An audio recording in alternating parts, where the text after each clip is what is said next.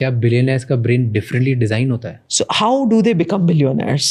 ठीक है, पहला होता है nature. So there are some genetic things that we carry. मैं सिंपल सा एग्जांपल देती हूँ कि एक लोडेड गन है. Trigger is your epigenetics, which is your environment. So what you want to become, what is your environment telling you to do? And loaded gun है आपकी gene जो है. So combination of nature and nurture will then make your brain flower. So कौन success बनता है जब पहले से ही उनको there is that spark in them कि भाई हाँ कुछ भी है मैं इसका प्रॉब्लम सॉल्व करके ही रहूँगा. और एक वो वाई होता है कि मुझे ये प्रॉब्लम क्यों सॉल्व करना है. आज अगर आप मुझे पूछोगे भाई मुझे सबके ब्रेन हेल्दी क्यों चाहिए, क्योंकि मुझे ऐसा लगता है यार इतनी अच्छी एसेट भगवान ने दी है आपको और आप ऐसे ही बस वो एट्रोफी होके ख़त्म कर दोगे. So I am very passionate to preserve that asset की उसको यूज़ करते हैं और पावर लेके आते हैं. तो दैट ड्राइव्स मी. तो जब आपका मोटिवेशन, जब आपका ड्राइविंग फोर्स, जब आपका फोकस, मिशन, विजन, पर्पस वो एक उस पे आ जाता है तो ऑटोमेटिकली योर नेचर के जितने भी जेनेटिक अगर मान लो खामियां भी होती तो आप ऑटोमेटिकली वो एनवायरनमेंट से ओवर पावर कर देते हो. And that is the reason why you should never feel that मेरे genetic ने तो मुझे इतना ही दे दिया अब मैं आगे कुछ नहीं कर पाऊंगा. That is a very minimalist thinking, very narrow thinking. So you can design your brain to become a billionaire. Yes, you can do it. Absolutely, 100%. Really? Yes. And मैं तो in fact neuro manifestation में भी मानती हूँ. लोग बोलते हैं ना manifestation is manipulation and manifestation जैसा कुछ नहीं होता है. No, it is everything is all here. Your mind, your brain is all what it takes to get anything that you want. Okay. एक इंसान, दो लोग जिनमें दोनों में बहुत पोटेंशियल है. एक थक हार गया, उससे कुछ नहीं हो पाया लाइफ में. पोटेंशियल था, बचपन में दिख रहा था, वाह स्मार्ट बच्चा, टॉपर. कुछ नहीं हुआ, बड़े होके वो ऐसे ही रह गया, छोटा से में रह गया, खत्म. और एक बिलियनर बन गया. इन दोनों के ब्रेन में क्या डिफरेंसेस होंगे?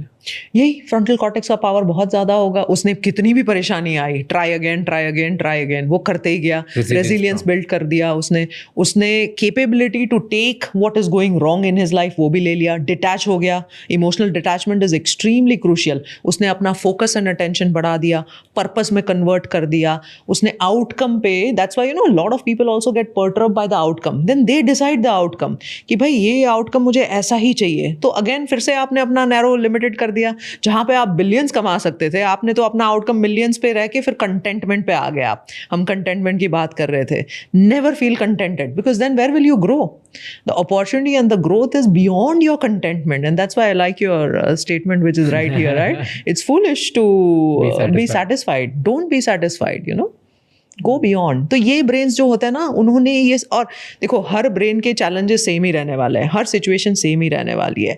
डेट भी आएगा, लॉस भी आएगा, फेलियर भी आएगा, रिलेशनशिप क्रैश भी करेगा. ये तो सब, this is life.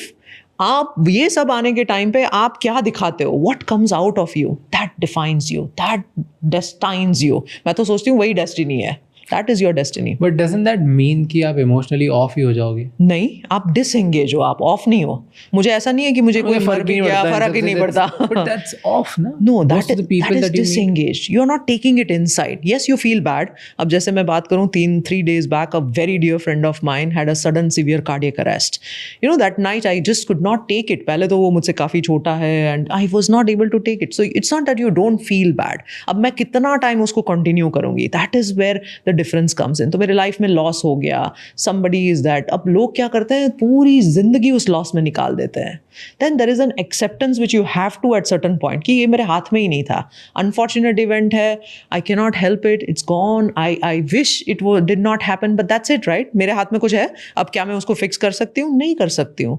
The people are not able to come out of that loss, come out of that grief. Business में भी लॉस हो गया ना, वो लॉस ही रुमिनेशन करते रहेंगे, उसी पे काम चलता रहेगा. और ये कुछ भी नहीं है, इट इज ऑल कैसेट चिपक जाती है लिम्बिक लूप में ना, आपकी कैसेट वहां पे चिपक गई and finish, your life is gone, lives are gone. तो मुझे अगर मेरा ब्रेन टाइप पता करना है तो कैसे पता करूं? या देयर इज अ वेबसाइट जहां पे आप एक्सेस कर सकते हो. ये वाला फ्री नहीं है. हाँ जी, ये फ्री नहीं है. ये कितने पैसे लगते हैं? $200, नॉट टू मच, बट या इट्स $200. 16,000 रुपए ब्रेन टाइप पता करने के लिए. या एंड वो ब्रेन टाइप अगर मुझे पता चल गया तो क्या होगा? अब ब्रेन टाइप एक बार समझना एक है, उसके बाद नेक्स्ट क्वेश्चन आता है कि are you aligned, are you doing your work according to that, और नहीं है तो you have to build also ना। अब मैं ड्राइव कर रही हूँ तो एक होता है मेरा फ्रंट मिरर, एक होता है रेयर मिरर। फ्रंट मिरर का तो मुझे पता चल गया, लेकिन मुझे रेयर मिरर पे भी देखना है। So those will be my weaknesses as well. So we call it flow and grow. I want to flow in my strengths. और इंडियन अगर हम इकोसिस्टम और बच्चों की बात करें तो वो वीकनेस पे ही बड़ा वो करते रहते हैं कि हाँ इस बच्चे को पूरा मतलब ठीक ही कर दो, you know. It's not about that. In the brain you have to harness the strengths.